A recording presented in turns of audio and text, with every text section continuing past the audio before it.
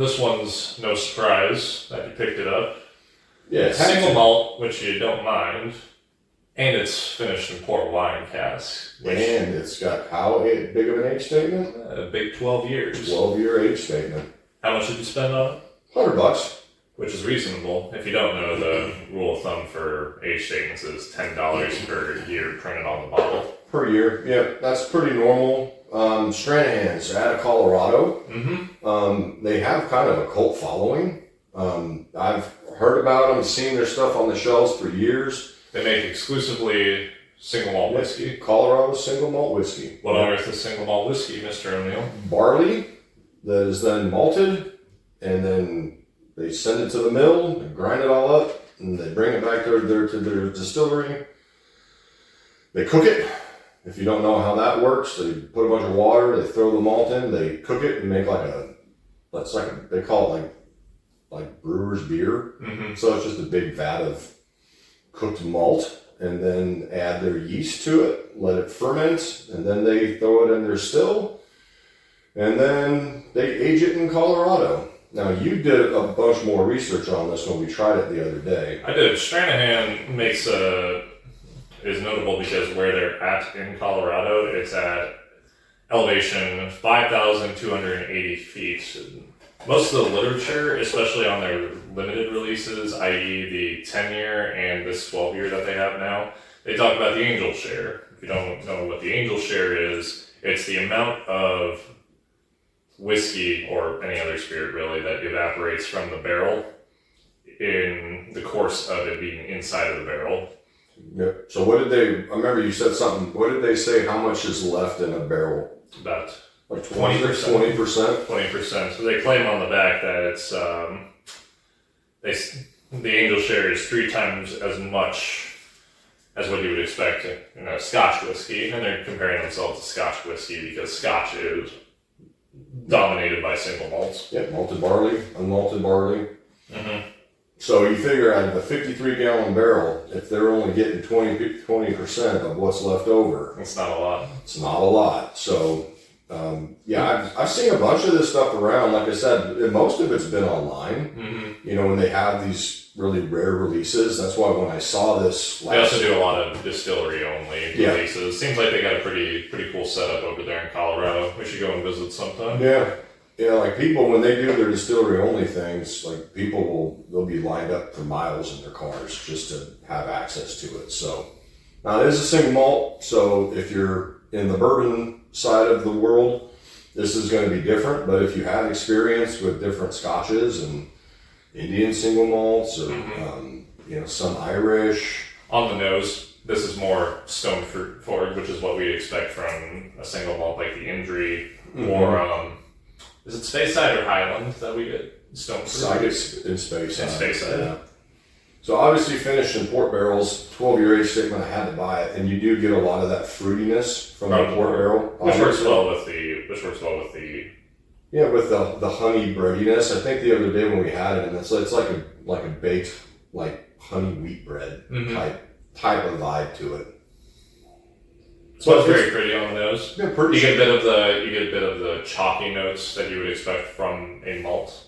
Mm-hmm. That's where I get like that, almost like a breadiness. Yeah, so that's a good way. That was the best way I could. Not being a huge single malt guy. Right. That's, for my limited vocabulary, that's. I describe it as chalky, but it's not chalky like it's making your mouth dry. It's an additional layer on the nose.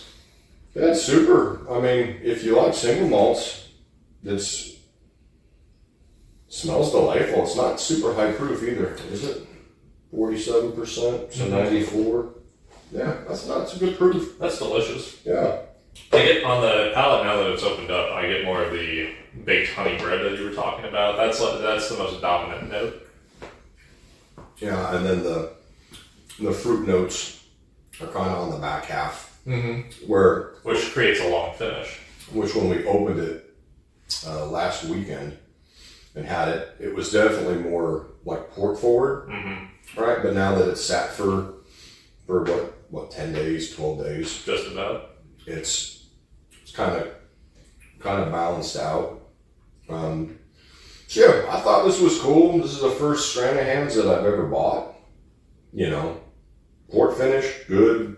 12-year age statement, even better. Price, not obscene. Here's a good thing. Since it's a 12-year age statement, why did they proof it down? Like, why did they cut it to 94.6 proof? Well, so it's not a single barrel. That's right. Right, so... Which means it's blend. Yeah, which means they have... And in the regular release, I think their blends are 30 barrels. 30? That's what it said on the website. Okay. Yeah, which is nice. They're pretty forthright about their standard offering and what goes into that. So that's the thing with a lot of older aged anything is they have to proof it down a little bit, because if it's at cast strength or if the proof's too high, it's just going to have too much of that barrel char, that oak influence that they're not really looking for in the offering that they're putting out there. They wanted this to be light and pretty, yeah. And if if this came in at 118 proof or 120 proof, which I don't know what it came out of whatever's left in the barrel. I don't know what the proof was on it. I'd imagine it was pretty hot. It could be. Remember, they're at elevation. Colorado does some really cool stuff. It's really interesting because I think the Smoke Idol, aren't they from Colorado? I don't know. I think, if I remember right, I think they were. So Colorado's an interesting place. Cold in the winter, hot in the summer, dry climate. That's what I'm thinking. It might have gotten pretty hot sitting in the barrels. It could have. And like I said, when the guys and the gals are doing the blending, they've got, after tasting the barrels, they're going for a particular expression. feel. Yeah, and so a lot of times with older stuff, like the Elijah Craig 18 is a great example. It's an 18-year age statement, but it's like 90 proof. Mm-hmm. And the reason they have to proof it down is to... Because otherwise it'll taste like you face planted into an oak tree. Can definitely happen, yeah. That's also the issue you usually run into. Not necessarily the issue if it's your thing, but for us, the consideration with Texas whiskey in particular. Like we tried some Devil's River. They're out of San Antonio, if memory serves. Mm-hmm. Flavor profile, not our thing. Just a little too leather. A little too oaky. Leather oak. Yeah, it was just, that's the Texas, That's what happens if you let heat just do its thing. That's the knock on a lot of Texas whiskeys, is that they get over oaked and over bittered, and leather and oak's good. Too much though. Oh, trash truck's here, by the way. So if you hear anything, trash truck. Trash day. Man, they got here late. Yeah, hell yeah. Noontime. But anyway, this is super good. Delightful. I believe most of Stranahan's other offerings hover right around $50. I think the standard one. I think the 10-year is 60 or 70. Yeah, it's pricier, and sometimes you'll see store picks. Sometimes you'll see like cast strength offerings, or that Blue Peak offering, whatever that was about. Yeah, I think I don't know if it's distillery or online only. I know they have some other finished offerings. Like I think their limited release for the year, don't ask me the name, is their single malt, and then they finish it in a local brewery's beer keg. Barrels. Yeah, because that people don't know, there's a lot of that going on. So a distillery, obviously they have a bunch of barrels left over. That's right. Local breweries will ask to borrow said barrel to throw in sours, stouts, porters, whatever they want to put, because those barrels have all that whiskey that's still inside of the wood staves. So then they put their beer in there, and then that absorbs a lot of that whiskey and gives, like a barrel-aged stout, what a barrel-aged stout tastes like, right? Or a barrel-aged sour. Well, then after they dump their stuff out of it, a distillery will say, hey, yeah, we have those back. Yeah. So now you have the beer influence there. Mm-hmm. Yep. So, and that's when you get like super interesting like collabs together, which is pretty neat. So good to have friends in the business, right? Yeah.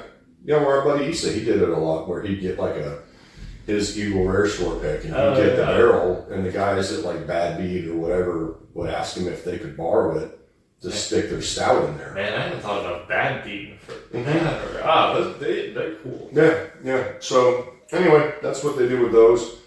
This is super cool. Now, to be fair, if you're a bourbon guy and you only drink bourbon, or you're a bourbon gal, I'll add a note to that. This might be a little too single malt. It is. This is not a bourbon drinkers. No, but if you like different scotches and whatnot, if you've already eased yourself into that one, yeah, then American single malt, especially the Stranahans, that's a good. That's a good one to pick up. As I was going to add, fun thing: if you drink a lot of single malts for an extended period of time, and then you go back to whiskey, it's actually it's very funny to note that the core note it just jumps out at you. Yeah, well, and that's the thing too. Like, I'm putting this back because it's all fancy. It's got a tube and everything. It's got a jigger. That's how you know. Oh yeah, I'm gonna screw it back on. But yeah, that's kind of fun too. Like if you've been drinking bourbon for quite a while, it's nice every now and again to refresh your palate. Like drink something different. Have an Irish. Have a Scotch. Have a Scotch. Do something different just to kind of get your brain kind of rewired. And then then when you go back to bourbon, it's like, whoa, there's that sweetness from the corn. I forgot about that because you drink enough bourbon like that, the caramel. The vanilla notes, they just go away because it's like, what else does it taste like? Right. So, anyway, that's what we do. If you can find it, buy it. Yeah, it's awesome. I'm glad we got it.